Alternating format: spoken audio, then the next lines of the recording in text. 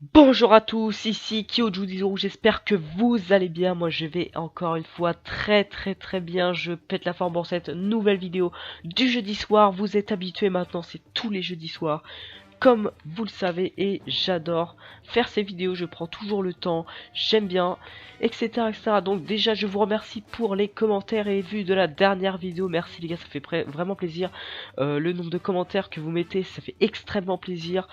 La prochaine vidéo sera un top 10, donc le top 10 des plus belles femmes de One Piece.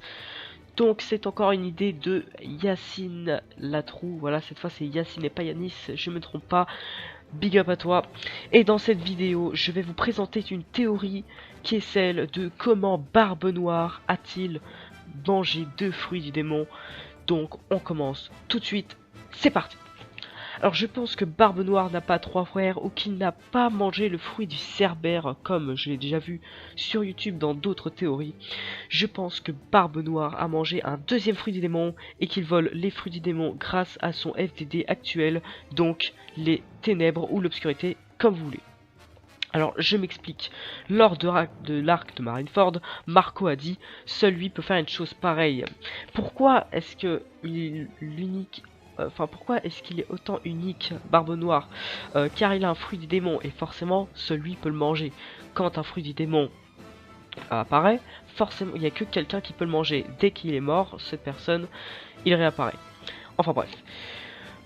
Puis même, si nous revenons un peu plus tôt, Barbe Noire a consulté l'encyclopédie des fruits du démon. Puis il voulait vraiment le fruit du démon de l'obscurité. Mais pourquoi? Pourquoi il voulait absolument ce fruit du démon?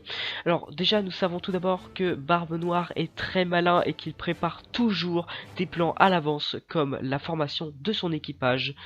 Alors, s'il voulait absolument ce FDD, c'était pour quelque chose qu'il avait réfléchi bien avant, ou quelque chose de qui est vraiment qui va vraiment être intéressant pour la suite du manga.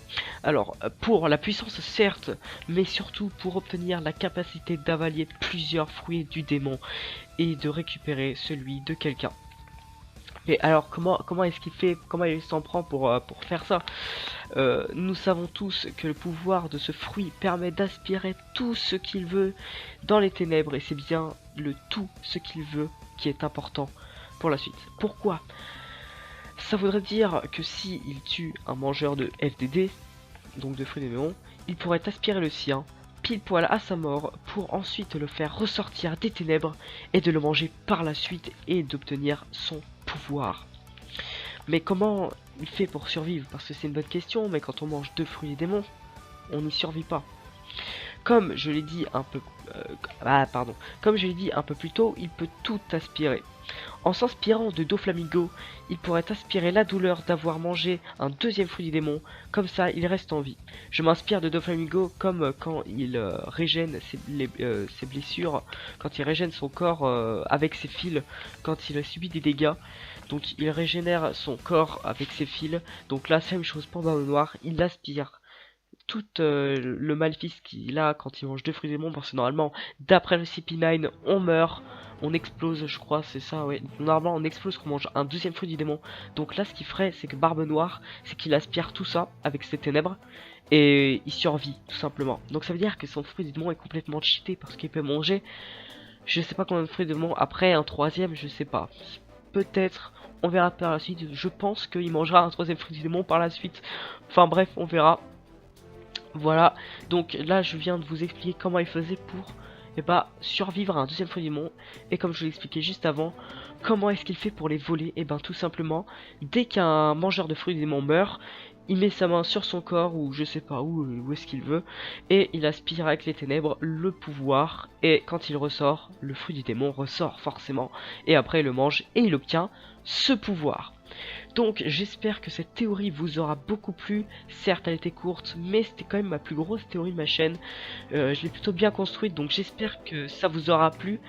Et laissez des gros likes et des commentaires pour savoir si vous avez bien aimé la vidéo, si vous voulez le même genre de théorie.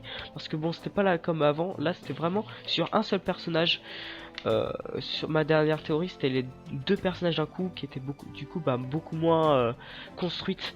Là ma théorie elle est beaucoup mieux construite. Donc voilà, j'espère que cette vidéo vous aura plu.